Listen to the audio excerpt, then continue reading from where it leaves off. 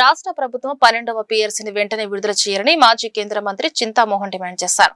ఈ మేరకు శనివారం కలెక్టరేట్ ఎదుట ధర్నా నిర్వహించి నిరసన వ్యక్తం చేశారు. ఈ సందర్భంగా చింతామోహన్ మీడియాతో మాట్లాడారు. ఆంధ్రప్రదేశ్ లో 6 లక్షల మంది ప్రభుత్వ ఉద్యోగులు కష్టాల్లో ఉన్నారు.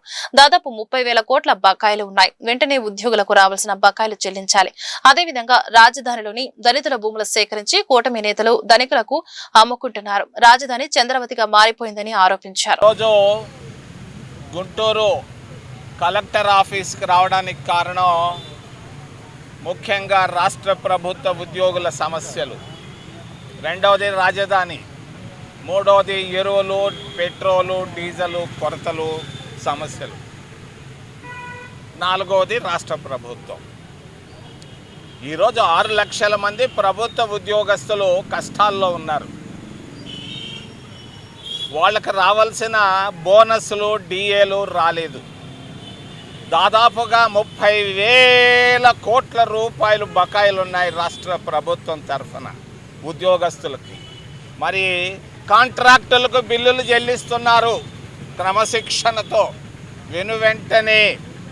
మరి కష్టపడి 24 గంటలు కష్టపడి పనిచేసేటువంటి రాష్ట్ర ప్రభుత్వ ఉద్యోగుల బకాయిలు చెల్లించకపోవడం తప్పు. చంద్రబాబు నాయుడు చేస్తున్నది మేము తప్పు అని తెలియజేస్తున్నాం కాంగ్రెస్ పార్టీ తరఫున. వెంటనే వాళ్ళకి రావాల్సినటువంటి 30,000 కోట్ల రూపాయల బకాయిలను ఒక నెల లోపల చెల్లించాలని మేము డిమాండ్ చేస్తూ 1958లో బ్రహ్మానందరెడ్డి గారు ముఖ్యమంత్రిగా ఉన్నారు. ఆయన ముఖ్యమంత్రిగా ఉన్నప్పుడు మొట్టమొదట పీఆర్సీని అపాయింట్ చేయడం జరిగింది. ఈ పీఆర్సీ అనేది 5 సంవత్సరాలకు ఒక్కసారి వేయాలి రాష్ట్ర ప్రభుత్వ ఉద్యోగుల వేతనాలను సవరిస్తూ. కానీ 8 సంవత్సరాలైంది. 8 సంవత్సరాలైనా ఈ రోజుకి పీఆర్సీ వేయకపోవడం రాష్ట్ర ప్రభుత్వాలు, క్రితంలో ఉన్నటువంటి జగన్ ప్రభుత్వం, ఈ రోజు ఉన్నటువంటి చంద్రబాబు నాయుడు ప్రభుత్వాలని నేను ఖండిస్తున్నా. రాష్ట్ర ప్రభుత్వ ఉద్యోగులకు అన్యాయం జరుగుతూ ఉంది. 3 రూపాయలు వడ్డీకి అప్పులు తెచ్చి బిడ్డలను చదివిస్తున్నారు. ఇళ్ల వాడుకలు పెరిగిపోయినాయి, ధరలు పెరిగిపోయినాయి, పెట్రోల్ ధరలు పెరిగిపోయినాయి, బియ్యం ధరలు పెరిగిపోయినాయి, నూనె ధరలు పెరిగిపోయి, అన్ని ధరలు పెరిగిపోయి అప్పుల్లో పడిపోయి ఉన్నారు.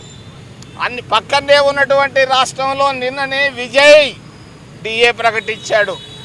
నిన్ననే కొత్తగా వచ్చినటువంటి ముఖ్యమంత్రి డిఏని ప్రకటించాడు. ఓ చంద్రబాబు నాయుడు, 18 సంవత్సరాలుగా నువ్వు ముఖ్యమంత్రిగా ఉండి వాళ్ళకి 4 డిఏలు ఎందుకు పెండింగ్ పెట్టావు?